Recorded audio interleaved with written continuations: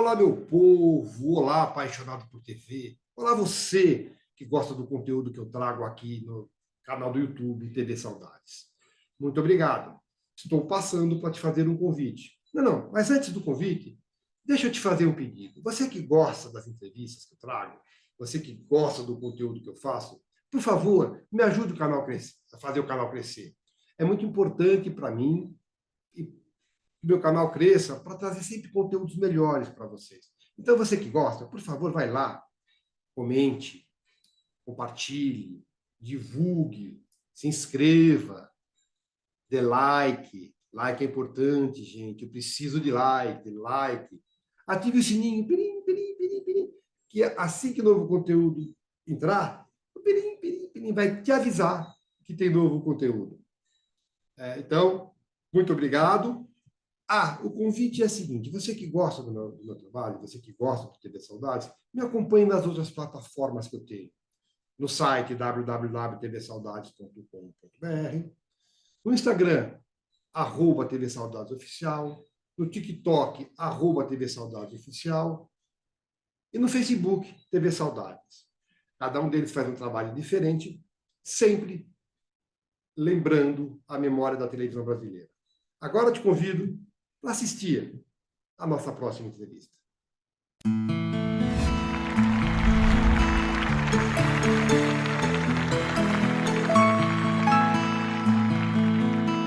O que é mais difícil para você, Blota? Eu sei que todo ator adora e precisa da desconstrução. Sim. Mas aquele personagem que você não conhece, de tão distante de você, é mais difícil, é mais desafiador, é mais instigante, ou aquele que de tão próximo cutuca tuas feridas? Qual que é mais difícil, qual que é mais prazeroso, qual que você gosta mais? Eu acho que cada personagem tem os seus desafios e tem as suas cutucadas. Eu lembro que quando eu ainda era amador, isso na década de 80, eu fui fazer Édipo Rei num festival que tinha no Teatro Gazeta com o Rubens Fernandes, que era um professor de jornalismo daquela faculdade, e os alunos convidaram a Ângela Barros para dirigir e ela me convidou para fazer o Édipo. Então, assim, Édipo Rei, para mim, era desafiador, porque era um cara que se apaixona pela mãe sem saber, tem filhos com ela, e ao saber de tudo aquilo, fura os próprios olhos. Então, a minha percepção na época era entender por que ele fura os olhos. Ele não quer ver a realidade. É uma cegueira. Pode ser que ele até seja uma história da mitologia que ele fura, mas tem muita gente que hoje em dia não quer ver, né?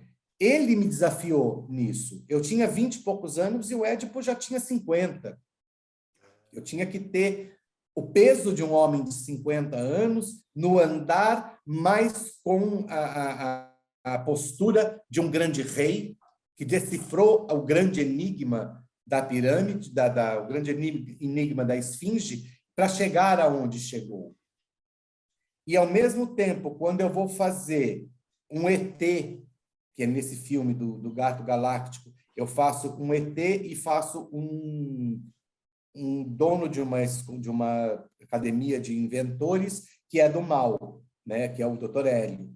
Então, assim, o ET, quando eu li, eu vi no final, a última fala dele, que nem está no filme, é que ele fala que tem 415 anos, mas que no planeta dele, ele é uma criança de 9 anos de idade. Então, eu faço ele ingênuo o filme inteiro, ele espivitado. Sabe aquela curiosidade, aquela felicidade da criança de 9 anos, que tudo o que ele está vendo, porque ele veio de outro planeta, é novidade para ele?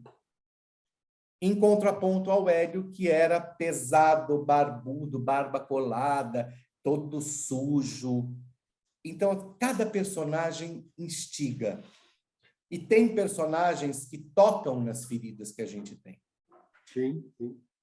E a gente tem que aceitar isso, porque esse toque chegou por alguma coisa que você precisa aprender. Quando isso acontece, é catártico? Não entendi o que você falou. Quando isso acontece, quando o personagem toca nas suas feridas, é terapêutico, é catártico? Sim, sim, sim.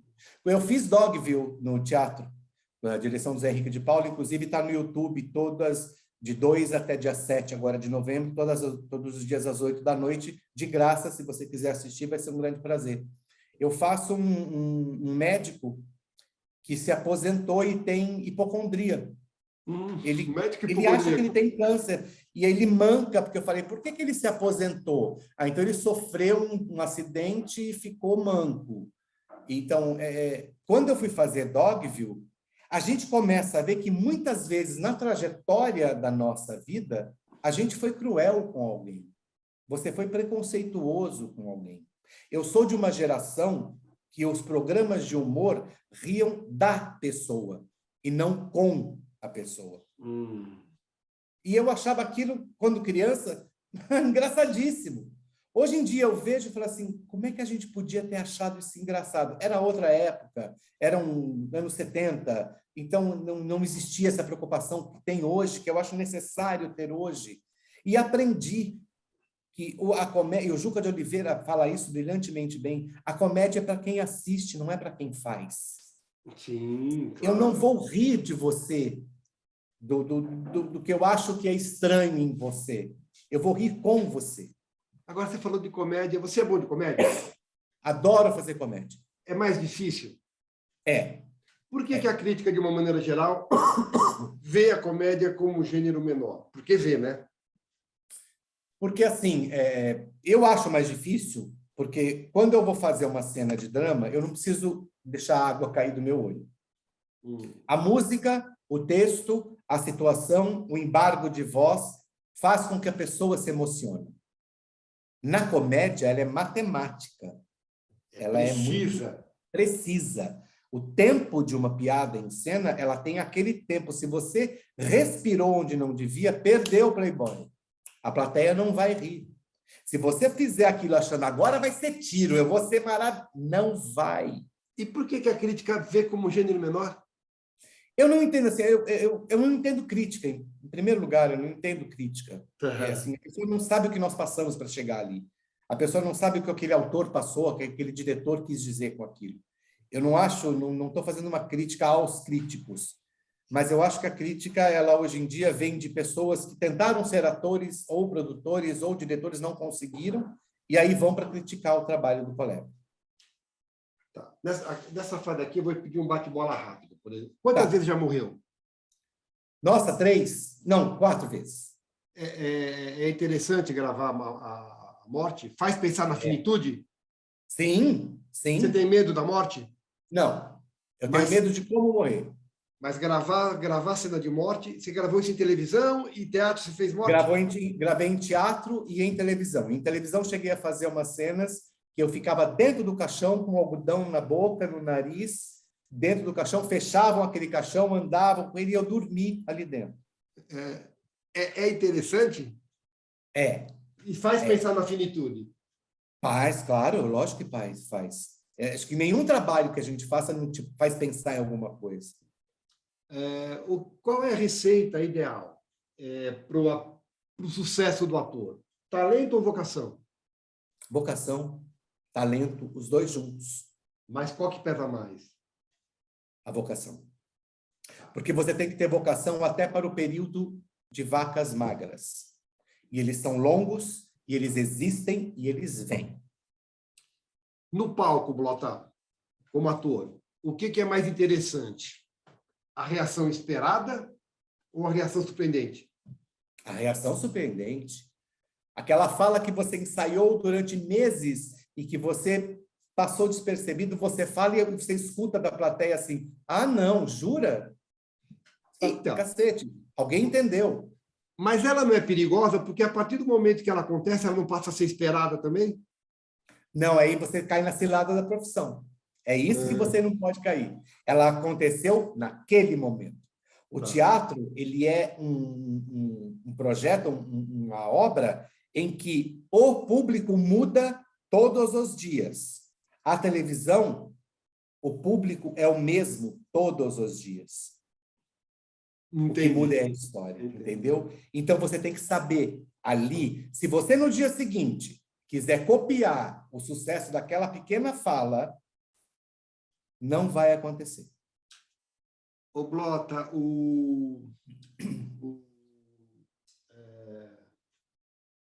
nessa coisa de pergunta rápida ainda. O protagonista num projeto meia-boca, e quando eu falo protagonista, eu também estou falando em remuneração. Sim. Ou um personagem secundário num projeto muito bom. Para um personagem qualquer, em qualquer tipo de projeto. Ganhando muito ou ganhando pouco. Eu nunca ganhei em televisão 2 dígitos. Eu nunca ganhei em teatro 2 dígitos.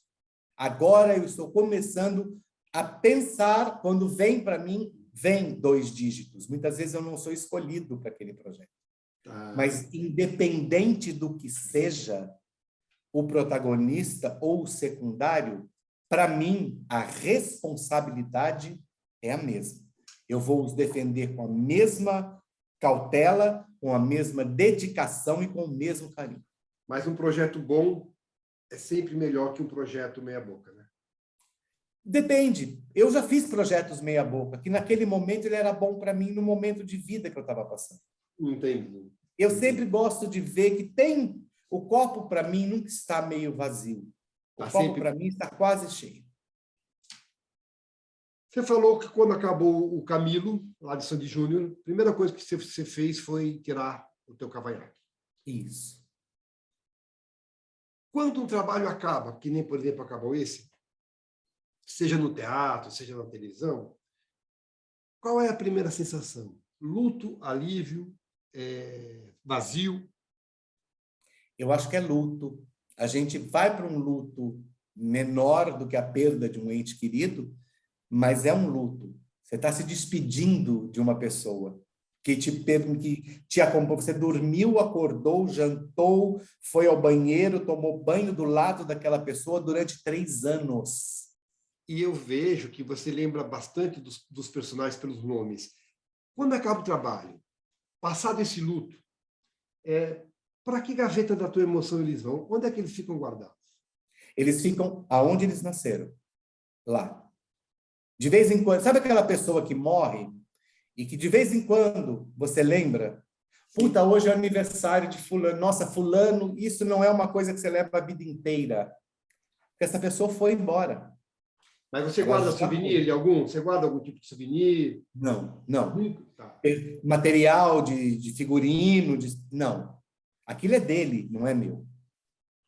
Agora, eu te perguntei lá atrás se você tinha se arrependido de algum papel que tinha aceito. A pergunta agora é outra.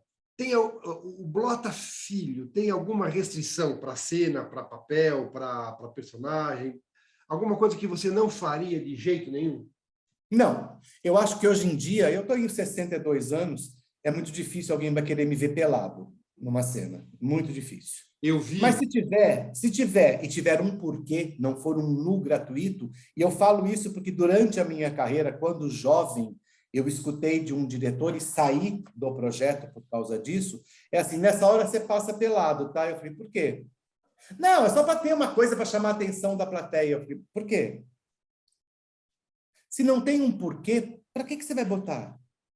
Eu sempre gosto de lembrar de uma das cenas mais bonitas que eu vi no teatro, todas as que eu vi, foi uma nudez frontal da Glória Menezes, numa peça que ela era uma doente terminal.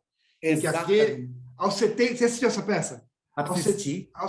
Foi uma das coisas mais lindas, nada de erótico, completamente dentro do contexto, e o teatro chorou. É.